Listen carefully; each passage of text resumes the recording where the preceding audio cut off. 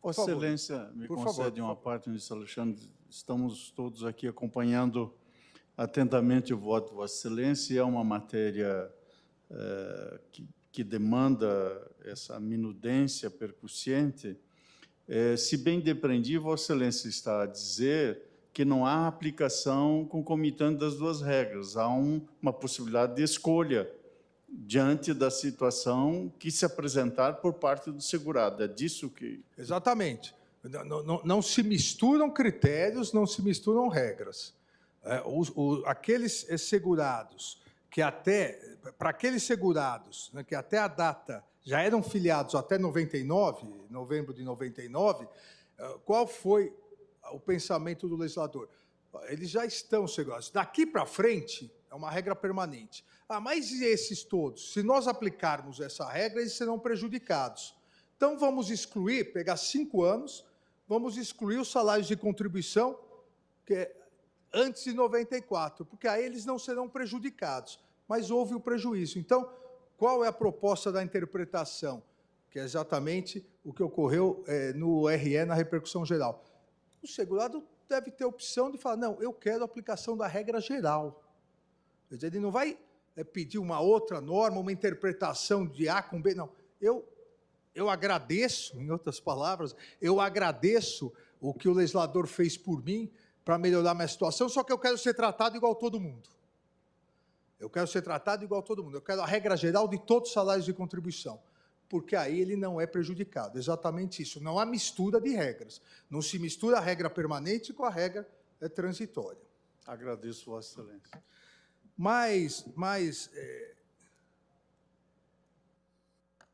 Aqui, obviamente, para aqueles que ingressaram no sistema pós-99, aí a regra, não há opção, aí a regra sempre, a regra permanente. Mais recentemente, a reforma da Previdência, né, já citada emenda constitucional 103, de 12/11 de 2019, estabeleceu que esse limite fixado em julho de 94, que era a regra transitória, passasse a ser regra permanente até que a lei disciplinasse a matéria. E cito aqui o artigo 26. Na exposição de motivos do projeto de lei 1527, 99, convertido na lei 9.876, também de 99, a que estamos discutindo, esclareceu, veja, ministro Fachin, o porquê dessa exclusão antes de 94. A exposição de motivos fez questão de esclarecer que a intenção da regra de transição, ao excluir as contribuições anteriores a julho de 94, a intenção era preservar o valor das aposentadorias dos efeitos deletérios dos altos índices de inflação do período anterior a tal marco. Então, uma bondade que acabou virando uma maldade em muitos casos, não em todos os casos, mas, e no meu voto na repercussão geral eu demonstrei, uma bondade que se pretendia, ao afastar os salários de contribuição antes de 94, em virtude da alta inflação, uma bondade que, para os casos onde o valor da aposentadoria é menor, essa bondade virou maldade. Para os valores maiores, todos os valores maiores dos segurados, eles optam pela regra de transição. Os valores menores, até 1.300, os valores menores que foram prejudicados. Porque o legislador, ele fez na média, ele contou na média. E na média, realmente, presidente, na média, a regra de transição seria boa para todos. Na hora que aplicou no mundo real, os valores mais altos dos segurados optaram não, porque não havia possibilidade de opção, mas foram beneficiados realmente. Os valores mais baixos, não. Então, o que eles pretendem é, me aplique, a bondade não serviu, me aplique a regra geral, me aplique a maldade geral, vamos dizer assim. Por favor, ministro. Peço desculpas a Vossa Excelência, me dispares, mas, portanto, depreendendo que Vossa Excelência está sustentando que não há contradição entre o que a maioria lançou o voto no recurso extraordinário e a matéria que é objeto dessas ADIs. Portanto, lá nada arrasta a compreensão para o julgamento dessas ações. Exatamente. No momento inicial, nada, porque na ADI, o que foi pedido, o que estamos julgando a regra de transição é constitucional, especificamente o artigo 3º, e já a grande maioria já tinha dito, é constitucional. Na repercussão geral, nós, por maioria, 6-5, dissemos, na verdade, os 11 disseram, o artigo 3º é constitucional. Exatamente da mesma maneira que estamos a fazer aqui. Só que, dissemos, a regra de transição é constitucional, mas, quando a regra de transição não for benéfica, na verdade, quando a regra de transição prejudicar o segurado, ele tem a opção pela permanente. Não retira a constitucionalidade da regra de transição. Porque, eu volto aqui a insistir, a exposição de motivos e toda a discussão no processo legislativo, tanto a exposição de motivo quanto a discussão, foram muito claras em dizer, antes de 94, antes de julho de 94, a inflação era muito grande. Então, isso vai prejudicar o segurado. Vamos excluir, como realmente, eu volto a dizer, prejudicaria os valores mais altos dos segurados. Mas os valores menores, eles foram prejudicados pela regra de transição. Em outras palavras, era melhor ter deixado, principalmente para aqueles que mais necessitam, era melhor ter deixado só uma regra, a regra permanente, porque aí não haveria tratamentos diferenciados e prejuízo. E eu cito aqui expressamente a exposição de motivos que diz, uma das mudanças mais importantes introduzidas, aqui é a exposição de motivos, uma das mudanças mais importantes introduzidas pelo projeto de lei refere-se à ampliação do período de contribuição computado para efeito de cálculo do valor de benefícios. Propõe-se que ele cubra o período decorrido desde julho de 94 até o momento da aposentadoria, para os que se aposentarem a partir da promulgação desse projeto de lei. E aqui o importante. O referido período de contribuição será progressivamente ampliado até abranger toda a trajetória salarial dos futuros aposentados. O período arbitrado, inicialmente, coincide com o período de reduzidos níveis de inflação, como o Plano Real, o que permite minimizar eventuais distorções causadas pelo processo inflacionário nos rendimentos dos trabalhadores. Essa era a ideia. Essa foi a ratio do legislador para a regra de transição. Então, se isso, mesmo com isso, acaba prejudicando, e repito, prejudicando as aposentadorias de menor valor, a interpretação, conforme a Constituição, deve se dar no sentido de que, para esses, é possível a opção pelo regime geral. Eles não querem, de maneira alguma, um benefício, uma excepcionalidade. Eles só querem ser tratados igual todos os demais que se aposentaram a partir de novembro de 99. Esse é o pedido. Essa é a discussão. Cito ainda outros trechos, que não vou cansá-los aqui, mas a exposição de motivos repete que essa medida de exclusão para aqueles já aposentados, essa medida de exclusão dos períodos anteriores ao Plano Real, a 94, veja, é uma medida com forte conteúdo de justiça social.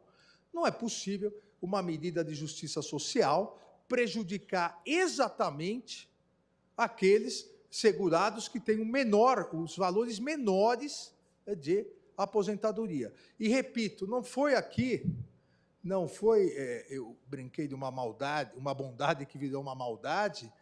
Na verdade, o erro de cálculo foi que o legislador, ao estabelecer, ele pegou a média. E, ao pegar a média, todos seriam beneficiados. Só que foram beneficiados aqueles da média para cima. os da média para baixo, as menores aposentadorias, acabaram sendo prejudicadas.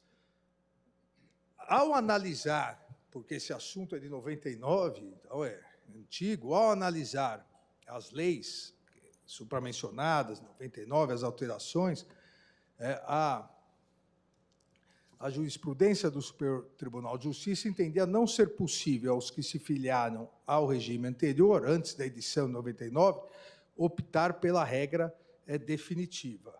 Ou seja, essa opção, o STJ entendia não ser possível no início.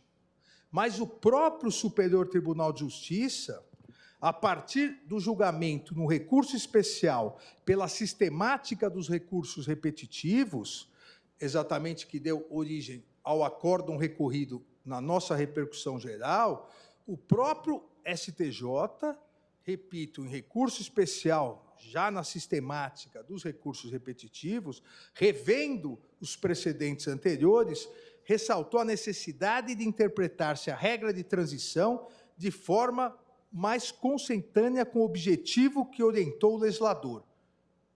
Eu repito, como disse, lendo a exposição de motivos, uma regra de justiça social e a ideia de beneficiar o segurado expurgando o período pré-plano real, porque os índices inflacionários eram muito grandes. E o STJ, a partir disso, fixou exatamente que, na pior, abre aspas, na pior das hipóteses, a norma transitória não se aplica aos segurados antigos quando implicar tratá-los de modo pior do que o novo segurado. Se a regra de transição veio exatamente para impedir que ele fosse tratado de forma pior, veio beneficiá-lo, se a aplicação prática dessa regra acaba piorando a sua condição, não será possível, e, a partir disso, o STJ definiu a matéria em termos infraconstitucionais, e esse recurso veio, é o nosso recurso extraordinário, à repercussão geral julgada e a partir da interpretação do artigo 3º. A partir, então, da leitura, dessa leitura que fiz 2 trechos somente, da exposição de motivos do projeto que originou a Lei 9.876, dos vários argumentos do acórdão do STJ, analisando essa questão da justiça social, da igualdade, da segurança jurídica, da vedação ao retrocesso, da impossibilidade daquele, porque isso também é muito importante, aquele que já tinha o direito adquirido a aposentadoria, já vinha recebendo a sua aposentadoria, vem uma reforma, e sabemos todos da necessidade para que o INSS não quebre, o sistema de seguridade não quebre, da necessidade de reformas, mas aquele que já tinha a sua aposentadoria garantida, vem a reforma prevê requisitos mais duros, um fator previdenciário mais duro, ou seja, a situação vai piorar para quem será, ou se tornará mais difícil para quem se aposentar após 99, a lei diz. Para você que se aposentou antes, nós vamos garantir uma situação melhor com a regra de transição. E esse fica pior do que a regra geral. Obviamente, houve um erro aqui na aplicação da regra de transição. A regra transitória, a finalidade da regra transitória era favorecer, principalmente, os trabalhadores aposentados com menor escolaridade, com inserção menos favorável ao mercado de trabalho, que tivessem uma trajetória salarial mais ou menos linear, ou seja, os menores valores. Só que, infelizmente, isso não se demonstrou crível, real, na aplicação. Aqueles de menor escolaridade, aqueles que tinham estavam na base do mercado salarial, dos valores salariais, acabaram sendo prejudicados. Então, em virtude disso, não é possível, ao meu ver, somente, e e aqui é uma conclusão, eu diria, dupla, não tenho nenhuma dúvida de que, até pela exposição de motivos, pela intenção do legislador, não há inconstitucionalidade na regra de transição, porque a regra de transição foi feita para não prejudicar quem já estava aposentado, para garantir os direitos de quem estava aposentado. Então, não é possível declarar inconstitucional uma regra que foi feita para melhorar a situação, e, em alguns casos, melhorou. Agora, aqui não se discute a constitucionalidade somente, mas a sua aplicabilidade. Na hipótese em que a situação do segurado piora, então, nessa hipótese, ele tem o direito constitucional de garantir o seu direito, a sua segurança jurídica, evitar o retrocesso social. Ele tem o direito e vejam, ele tem o direito não a exigir regras que já foram revogadas, ele tem o direito a uma opção simples. Eu quero ser tratado igual todos os segurados após 99. É só isso que eu quero. Dessa forma, presidente, para não cansá-los mais, eu concluo aqui no sentido de que é constitucional também, é constitucional o artigo 3º, é constitucional as regras de transição, mas não é possível a aplicação, ou, diria, dentro do próprio contexto da lei, deve-se dar uma interpretação conforme nos moldes do que nós já fizemos na repercussão geral.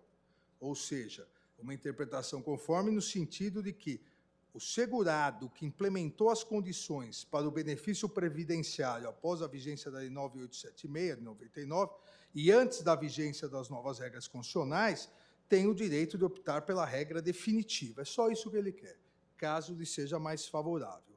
Há um argumento do INSS que o impacto financeiro decorrente da aplicação dessa interpretação seria de 3,5 bilhões para o ano de 2020, agora já não mais, então já houve a economia de 3,6 bilhões, 16,4 bilhões para os últimos 5 anos, então 21, 22, 23, então também já houve mais economia, e 26,4 bilhões para o período de 2021 a 2029.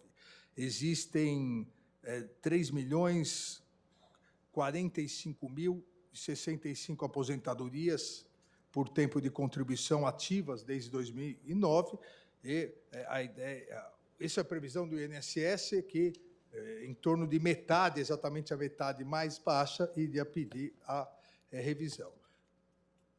Em que pese os argumentos econômicos, aqui parece que é um ferimento gravíssimo ao direito de igualdade, à preservação da segurança jurídica, e o que se pretende é tão somente que se realize a opção, porque os critérios definidos foram pelo legislador. O legislador estabeleceu. Então, o legislador deve, se ele estabeleceu, o impacto gerado é o impacto do próprio legislador ao estabelecer a regra definitiva.